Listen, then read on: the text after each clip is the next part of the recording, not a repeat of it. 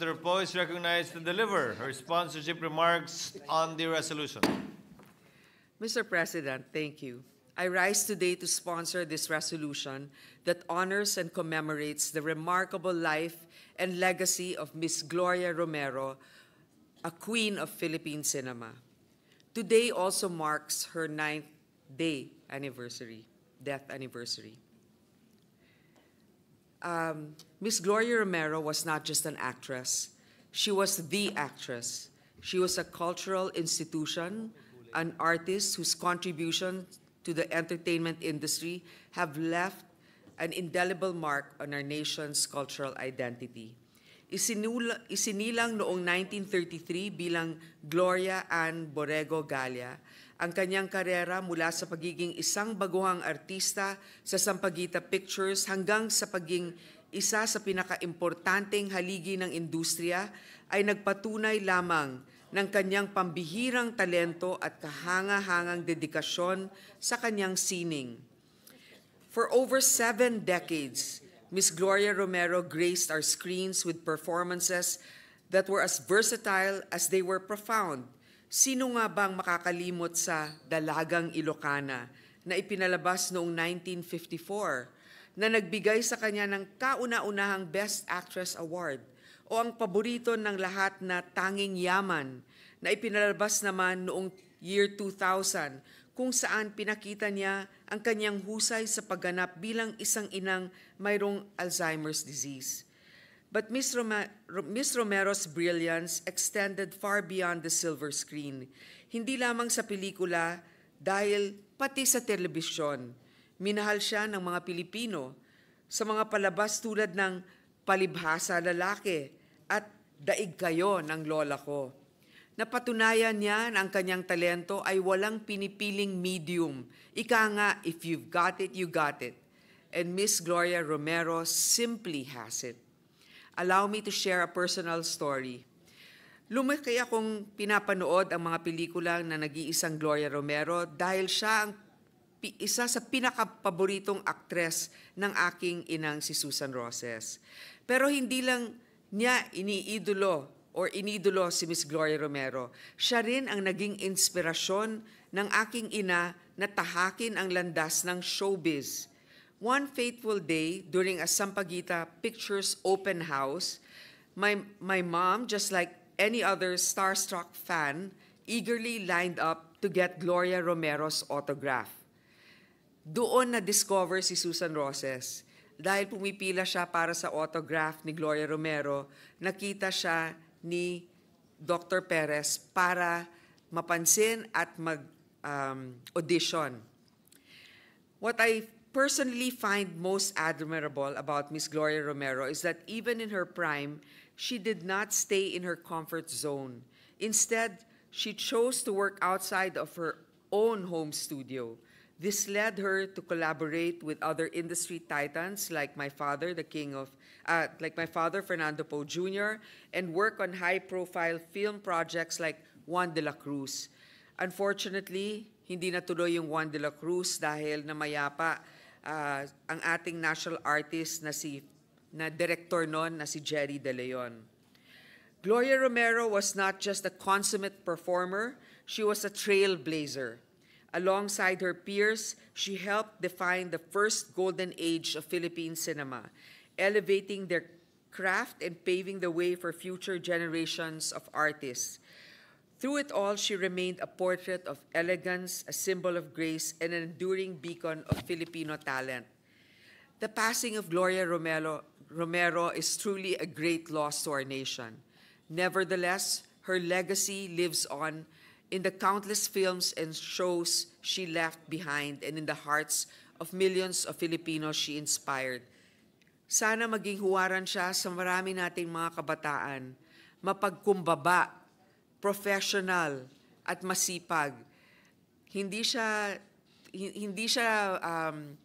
parang palaging hindi siya nagrereklamo basta-basta at palagi na lang alam natin ng mga kasama natin dito na pag merong mga requirements, yun nga napaka-professional niya at palagi siyang isa sa mga nauuna doon sa set. Maganda siya, beautiful inside and out. Ginong Pangulo, nararapat lamang nakilalanin at ipagdiwang natin ang nag-iisang Gloria Romero sa kanyang napakalaking kontribusyon sa pelikulang Pilipino at ambag sa ating pambansang kultura. Her life and work remind us that genuine artistry is timeless, and their sheer dedication serves as a model for all of us to emulate. Maraming salamat po. Thank you, Senator Grace. Yes, Mr. President, next to co-sponsor the measure is our Deputy Minority Leader, Senator Risa Ontiveros. I move that she be recognized. Senator Risa Ontiveros is recognized. Salamat po, Mr. President. Tonight, led by Senator Grace, we gather to celebrate the remarkable life of an extraordinary woman whose light illuminated the world of Philippine cinema for decades. Gloria Romero was not just an actress, she was a cultural treasure, a beacon of grace and artistry who touched the hearts of countless Filipinos. Born to captivate and inspire, Gloria graced the silver screen with her ethereal beauty, timeless elegance, and unmatched talent. Her performances were not merely portrayals, but heartfelt connections with her audiences. And importantly, she was a trailblazer, a pioneer who paved the way for generations of actors and generations of women. Her career, spanning over 7 decades, is a testament not only to her passion and dedication to her craft, but also to her can-do spirit as a woman ahead of her time. But beyond the accolades, the trophies, and the standing ovations, Gloria Romero was a woman of humility and kindness. She carried herself with a dignity that inspired not only those in the industry, but also the millions who admired her from afar. She was a mentor to many, a role model who embodied perseverance, resilience, and a love for the arts that knew no bounds. In her lifetime, Gloria taught us the importance of staying true to our passions and embracing every role life gives us with grace and courage. Today, as we bid her farewell, let us remember her not only with sadness, but also with immense gratitude for the legacy she leaves behind. As we honor her memory, let us carry forward the lessons she imparted: to love deeply, to dream boldly, and to live authentically. Rest in eternal peace, Ms. Gloria Romero. You will forever remain in our hearts as the Queen of Philippine cinema. Salamat po, Mr. President. Thank you, Senator Ontiveros. Majority Leader. Yes, Mr. President, next to co-sponsor the measure is our Senate President Pro Tempore. I move that he be recognized. The gentleman from San Juan, our Senate President Pro Temp, Senator Jinggoy Estrada, is recognized. Thank you, Mr. President. Mr. President, members of this august chamber, it is a sad time for the Philippine entertainment industry because we lost a respected artist, a pillar, and one of the oldest living Filipino actresses, and one of the last surviving stars from the first golden age of Philippine cinema. Gloria Ann Borrego Gallia, popularly known as Ms. Gloria Romero, had a life well lived. With more than 6 decades of agility in acting, she gave us characters that made us laugh, love, and cry. Talagang marami ng pinagbidahan at itinampok ang natatanging talento at ganda ni Ms. Gloria Romero. With more than 250 movies and television shows in her record, she gifted us with old but gold classics, which include Dalagang Ilocano 1954, Nagbabagang Luha in 1988, Tanging Yaman in the year 2000, Magnifico in 2004, as well as the comedy sitcom Palibhasa Lalaki.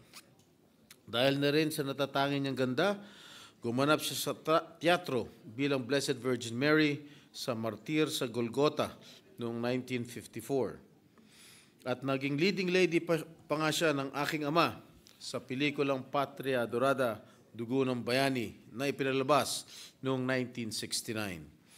She was also the unrivaled box office queen in the 1950s, Three of her movies were among the highest-grossing movies of 1957, with her film Sino ang May Sala becoming the biggest moneymaker of that year, followed by Hong Kong Holiday and Paru-Parong Bukid.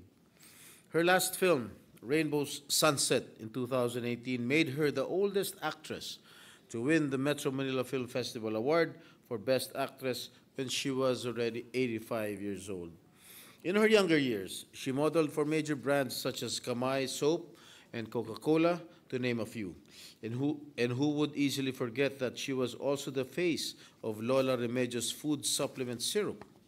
She is truly the queen of Philippine cinema, with her countless awards, citations, and special merits throughout her remarkable career that include 7 FAMAS Awards, 4 Luna Awards, and 3 Gawad Urian Awards, 5 Metro Manila Film Festival Awards, 4 PMPC Star Awards for Movies, 3 Golden Screen Awards, 2 International Film Festival Manhattan Awards, and 3 Box Office Entertainment Awards, among others.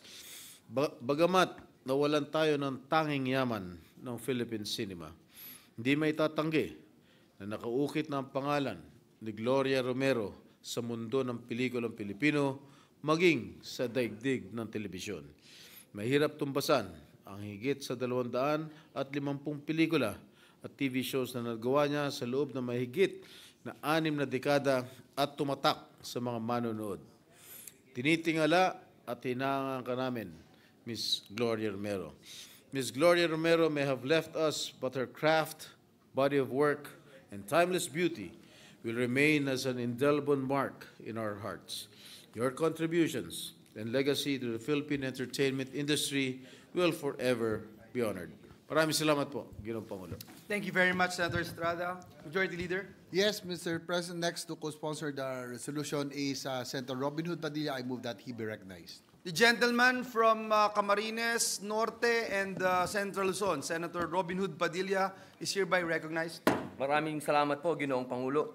Ako po ay tumitindig upang maging kapwa may akda at maging sponsor po ng proposed Senate Resolution number 1287, kabilang ang PSR numbers 1288 at 1290. Ginoong Pangulo, narinig ko na po at nalaman na po natin ang mga pelikulang nagbigay buhay po sa pinilakang tabing na pinagbibidahan po ni Tita Gloria. Hindi ko na po dadagdagan ng mga sinabi po ng aking mga kasama, ni Senator Jinggoy Estrada, Senator Risa Ontiveros, Senator Grace po. Gusto ko lamang pong ikwento na tunay po yung sinabi ng ating Senadora Grace po na talagang mayroong ginintuang puso si Tita Gloria Romero. Sapagkat nung nakasama ko po siya sa isang proyekto, nung ako po ay lumalabas pa bilang mga kontrabida sa TV, si Tita Glo po ang nag-iisang nagsabi sa akin na, "Iho, magtiyaga ka lang at isang araw magbibida ka." Hindi ko po makakalimutan yon sapagkat siya po yung nagbigay ng hudyat sa akin na magtiis po, magpursigi pa. At sa kanya pong magandang sinabi, sa kanya pong advice sa akin, nakamit ko po. Ako nga po ay nagbida. Kailanman po hindi ko makakalimutan ang tulad po ng isang katulad ni Tita Gloria Romero. Siya po ay maganda sa panlabas at mas maganda po sa panloob. Ang kanyang puso ay ginintuan. Yun lamang po. Maraming salamat po, Ginoong Pangulo. Thank you very much, Senator Padilla. Majority Leader. Mr. President, the following senators would like to insert in the records their co-sponsor speeches for Senate Resolution number 1287.